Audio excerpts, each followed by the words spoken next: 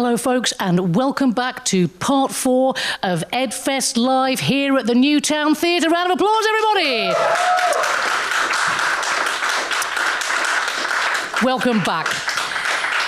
Fantastic. Now, before we go over to my favourite Suze with the news, can we please welcome to the stage our act for part 4, the fantastic comedian, Miss Nicci Take, everyone. Nicci Take. Round of applause.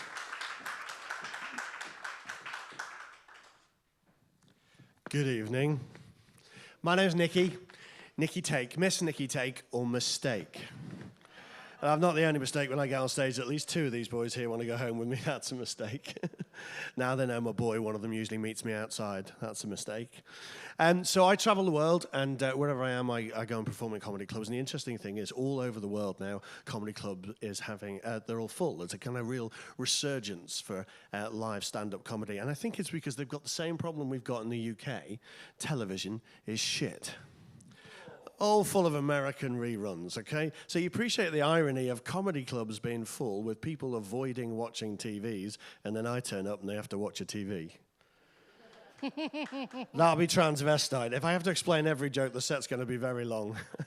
So if you look around the room, you'll find not everybody's laughing, and I think I understand it. I've done it enough now. So let's find the women who aren't laughing first. And you look at the women who aren't laughing, and I'll explain why they're not finding this funny. Are you ready?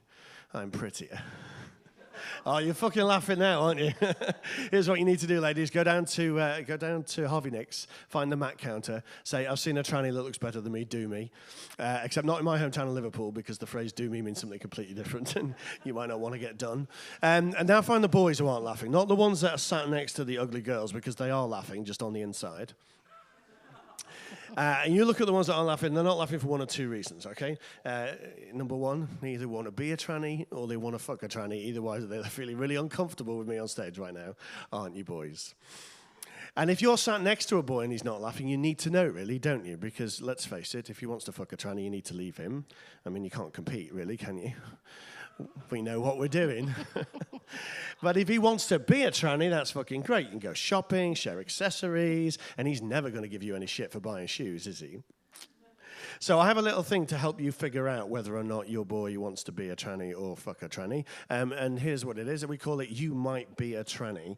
And it goes a little bit like this. I've stolen it from Jay Foxworthy in the States. If you've been there, I spent a lot of time in the States. He's a great comic. He has this thing, you might be a redneck. You know, if your garden furniture used to be the back seat of a car, you might be a redneck.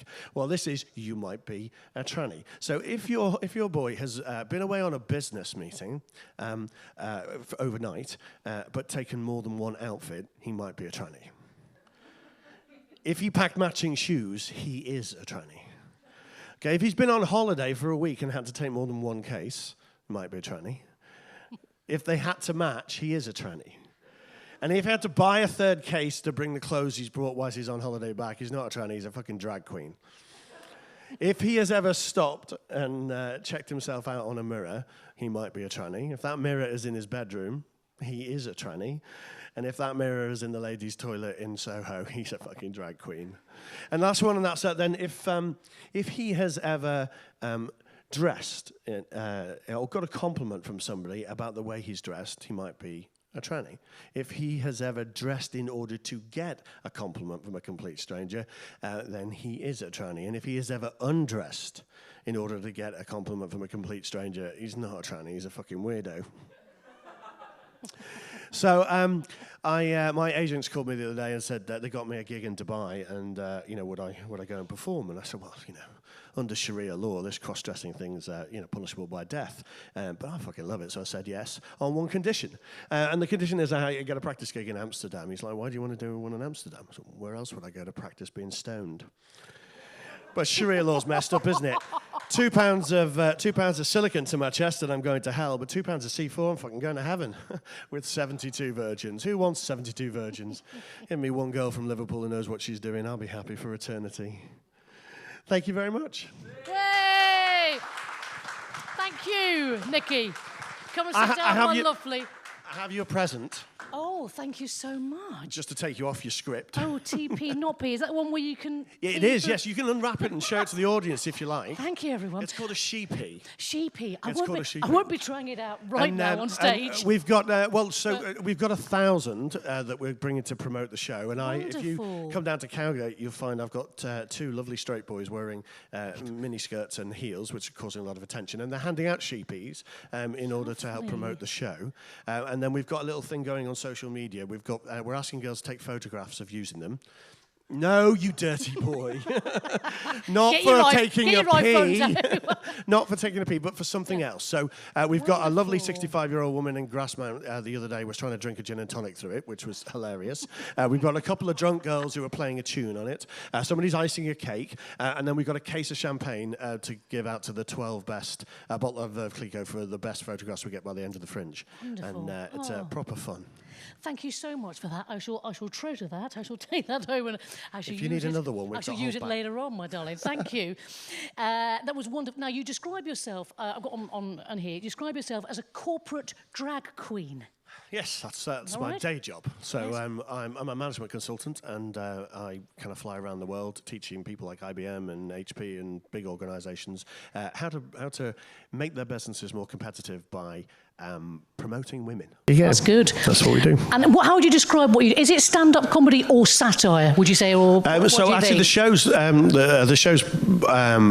of got a serious message, so I guess it's more satire rather than comedy.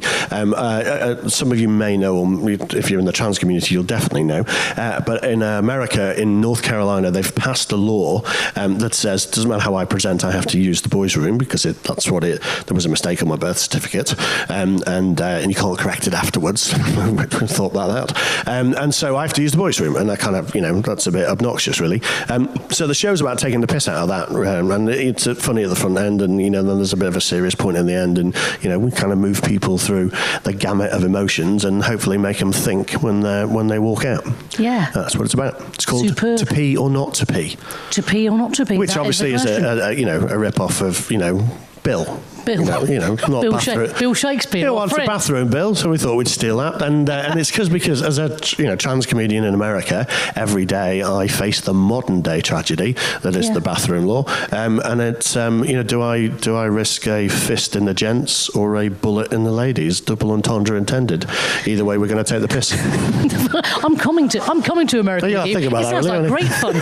Can I come to Dubai with you as well? That'd be a laugh, wouldn't it? I used to have. We need to teach them some stuff, don't we? On my website, we used Saudi, and I thought, because it's a good gag, I'll go and do a gig in Saudi, but how the fuck do I get the venue when I'm not allowed to drive? Good point, everyone. There you go. Funny and informative. 5 stars.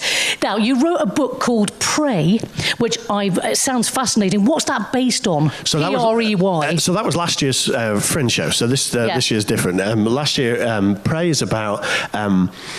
how, as 45 years as a straight alpha white male, I had no idea how predatory men are. And you put on a dress and lipstick and become a lookalike girl. You don't just become a lookalike girl, you become the prey. Right. And men behave really badly when they think they're the only man in the room. It's only a small percentage, right? It's no more than 80-85% of the fuckers.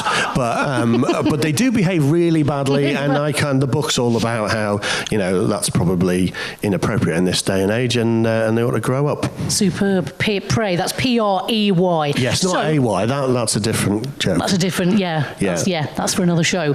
So, plug your show, my sweet. Give it a good plug to the live audience and viewers at home. So, it's at Cowgate. It's venue 32, which is 65 Cowgate. There's a pop-up bar there called Barbados, and we're on the top floor. Right. It's an air-conditioned room, because it's the only one there.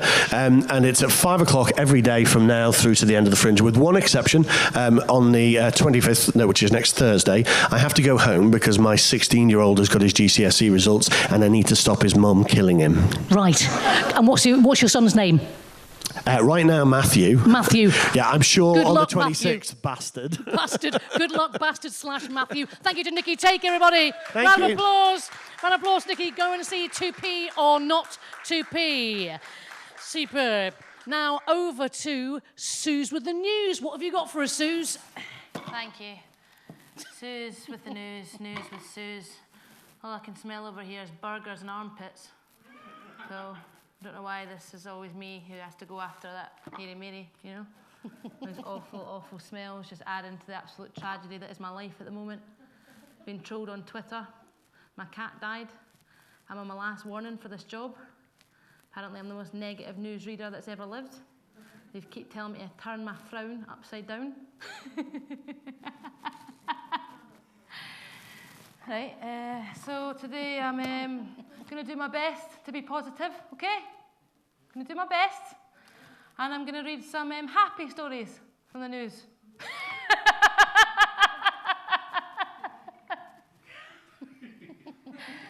So, without further ado, I woke up with wonky face like Frozen's Olaf.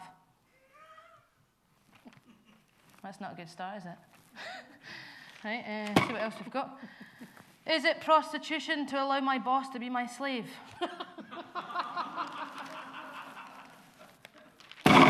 Dad killed his flames engulfed family home.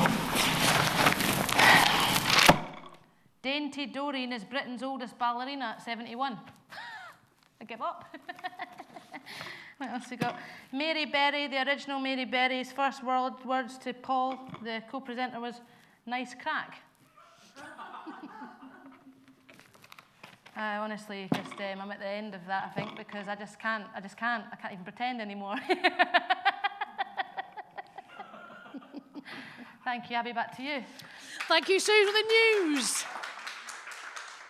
Oh, so we've come to the end of the show, everybody. Please tweet in to @edfest_live. Hope you've enjoyed the mix of humour, cooking, cabaret, and, of course, the wonderful Nicci take. And join us, same place, same time tomorrow. See you then. Action.